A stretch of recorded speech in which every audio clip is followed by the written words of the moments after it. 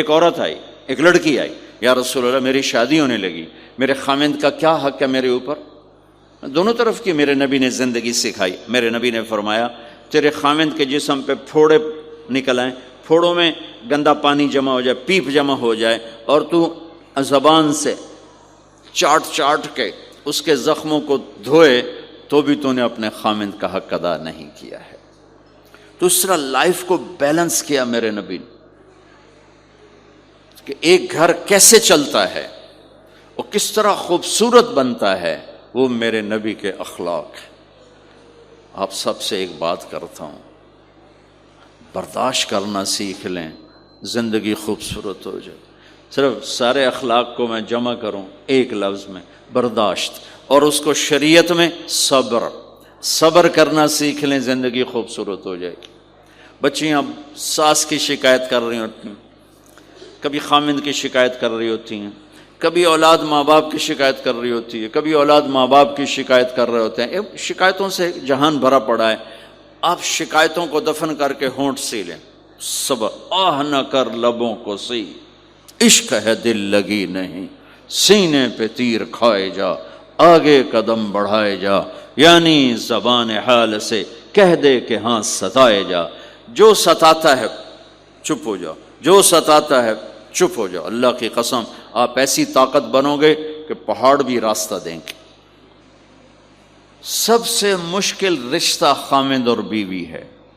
سینکڑوں آیات اس کے لیے اللہ نے اتاری، ماں باپ کے لیے چند آیات، اولاد کے لیے چند آیات، بہن بھائیوں کے لیے چند آیات ہے، خامند اور بیوی کے لیے قرآن پڑا ہے، پوری سورت اتاری ہے اور سینکڑوں آیات اتاری۔ چونکہ ایک اس رشتے کی اہمیت، ایک اس کی نزاکت اور کمزوری کہ کوئی رشتہ ٹوٹتا نہیں سوائے خامد اور بیوی کے۔ میں ماں کا بیٹا ہوں، باپ کا بیٹا ہوں، اچھا ہوں یا برا ہوں، انہی کا ہوں۔ میرا نسب میری نافرمانی سے بدل نہیں سکتا۔ میں اللہ بخش کا بیٹا ہوں، میرا یہ نسب بدل نہیں سکتا، اچھا ہوں یا برا ہوں، اللہ ان کی قبر روشن کرے۔ خامد اور بیوی کا رشتہ ایک بول پہ ٹوٹ جاتا ہے، ایک بول پہ ٹوٹ جاتا ہے۔ اس لیے اس کو بچانے کے لیے آیات آیات آیات، اور میرے نبی کی شادیاں کہ کس طرح ایک گھر کو لے کے چلتے ہیں، کس طرح ہر مزاج کی عورت کے ساتھ سلوک کرتے ہیں۔ جہاد کا سفر، کاروباری سفر نہیں، میرے نبی کا، اور چلنے لگے، اعلان ہوا کوچ کرو، سب نے سواریاں کس لیں، سامان کس لیا، یوں چلنے کا حکم ہو رہا ہے۔ اور حضرت عائشہ رضی اللہ نے اپنا یوں دیکھا، اونٹنی پہ بیٹھ گئی تھیں، ہار کوئی نہیں۔ یا رسول اللہ میرا تو ہار کوئی نہیں، میرا ہار گم ہو گیا ہے، میرا ہار تلاش کریں، ہم پھر چلیں گے۔ تو میرے نبی کہتے تو وڈی آئی نواب زادی، میں جہاد تے بہ جانا، تینوں ہار دی پائے گی، چل اگو لگ۔ میرے نبی نے کہا چلو بھائی عائشہ کا ہار تلاش کرو۔ اللہ کی قسم میں جب یہ واقعات پڑھتا ہوں یا سناتا ہوں، میں خود حیرت میں ڈوبا ہوتا ہوں کہ کیا کر دیا میرے نبی نے۔ جہاد کا سفر، اور میرے نبی کا ہار تلاش کرو بھائی، اب سارے ہار تلاش کر رہے ہیں۔ اس دن چھپ گیا اور ہار کی تلاش تو بند ہو گئی اور سفر بھی بند، چونکہ اندھیرے میں کہاں جائیں گے۔ اور آپ کے ماتھے پہ شکن، عائشہ تیری وجہ سے ساری مصیبت ہے، اللہ دے بندی تو ہار دے مگر پہ گئی، کیڑی گل ہے ہار دی، ایک لفظ نہیں فرمایا۔ سارے قافلے نے قیام کیا، عشاء تک تو پانی تھا، وضو کا پانی ختم ہو گیا، عشاء مغرب عشاء پڑی اکٹھی تو پانی ختم ہو گیا۔ اب پانی ختم ہو گیا تو فجر کی نماز آ رہی ہے، پانی کوئی نہیں ہے، تو سارے صحابہ نے ابو بکر پہ چڑھائی کی، ویکھے تیری دھی دے مگر ساڑے نال کی بنی، ہن اسی نماز کی میں پڑھنی ہے، پانی تو ہے نہیں، تو وضو کی میں کرنا ہے۔ اب ابو بکر کو غصہ چڑھا، ایک دم، وہ تو باپ تھے، وہ گھس گئے خیمے میں۔ آگے دیکھا تو اللہ کے نبی اما عائشہ کی گود میں سر رکھ کے سوئے ہوئے تھے، اور اماں جی ایسے بیٹھی تھی، آپ کو سارا دیکھ رہی ہوں۔ اب بولیں تو خطرہ ہے آنکھ کھل جائے گی، اور غصہ بھی چڑھا ہوا ہے، باپ بھی ہیں، تو اب مجھے دیکھو کیا کر رہے تھے۔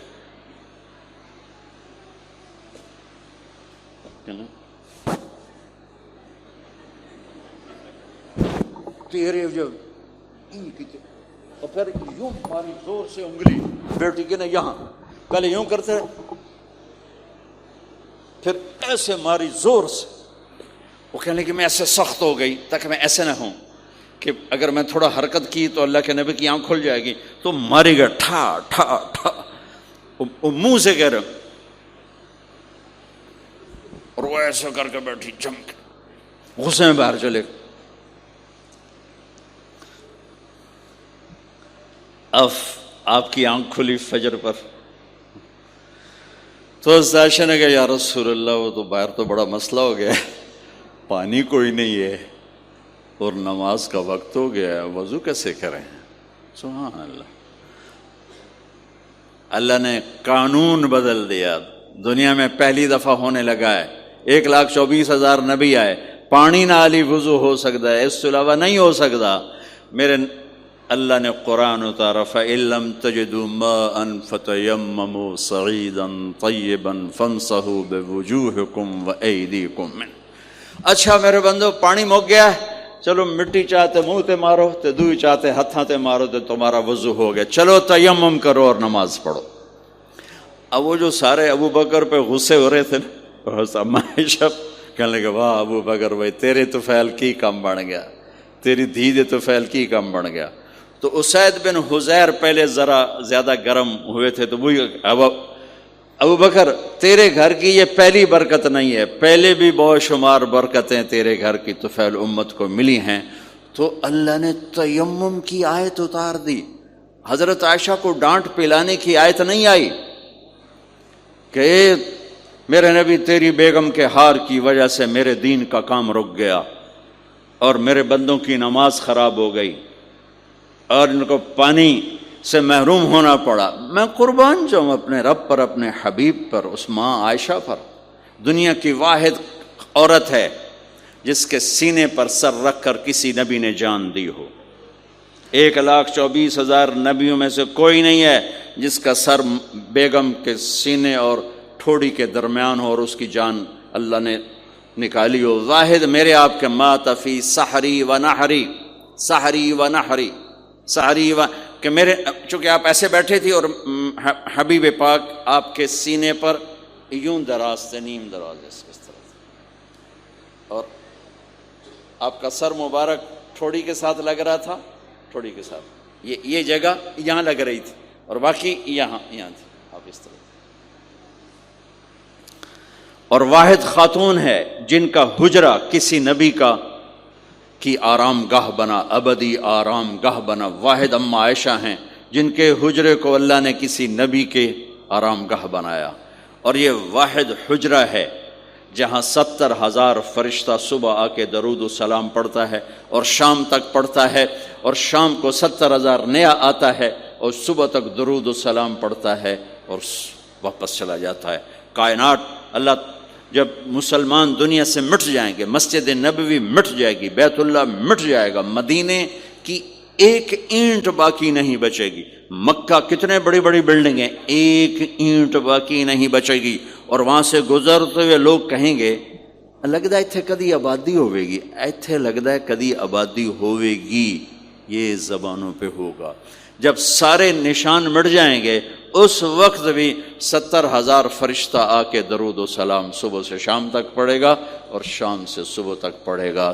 یہ واحد میں خاتون ہیں عائشہ بنت ابی بکر جن کو اللہ نے یہ عزت بخشی. اور یہ واحد خاتون ہیں جب ان کے اوپر تہمت لگی، حضرت یوسف علیہ السلام پہ تہمت لگی تو بچے نے گواہی دی، حضرت مریم پہ تہمت لگی بیٹے نے گواہی دی، اور اما عائشہ پہ تہمت لگی تو اللہ نے گواہی دی کہ میں گواہ ہوں، اللہ گواہ بن کے آئے ہیں. تو اللہ نے کہا تیمم کرو بھائی. سارے خوش ہو گئے، سارے خوش ہو گئے. تو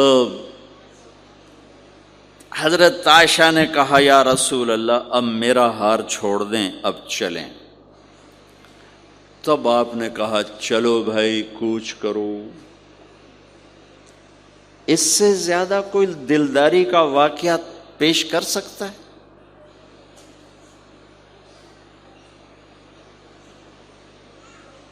سبحان اللہ۔ اور جب اونٹنی کو اٹھایا گیا وہ ہار کا دھاگا ٹوٹا اور پھسل کے اونٹنی کے نیچے چلا گیا، وہ سارے کھبے سجے ویندے رہ گئے، ہار نیچے پڑا تھا۔ جب اونٹنی کو اٹھایا تو ہار نیچے سے نکلا، تو صاحب نے کہا لے بھی عائشہ اے تیرا ہار بھی لب گیا۔ یہ دلداری ہے میرے نبی کی، یہ ہمیں سکھایا۔ کہیں عورتوں کی بدتمیزی بھی انتہا کو پہنچی ہوتی ہے اور وہ اپنے گھر اجاڑ دیتی ہیں اپنی زبان کی شدت کی وجہ سے، اپنی بد اخلاقی کی وجہ سے، لیکن کوئی زیادہ معاملہ مردوں کی طرف سے خراب ہوتا ہے تو شریعت نے بھی اس کو زیادہ بیان کیا اور میرے نبی نے بھی اس کو اجاگر کیا۔ اور میرے نبی کی آخری تقریر، آخری خطبہ حجۃ الوداع کا صرف ایک رشتے کو بیان کیا، صرف ایک رشتے کو بیان۔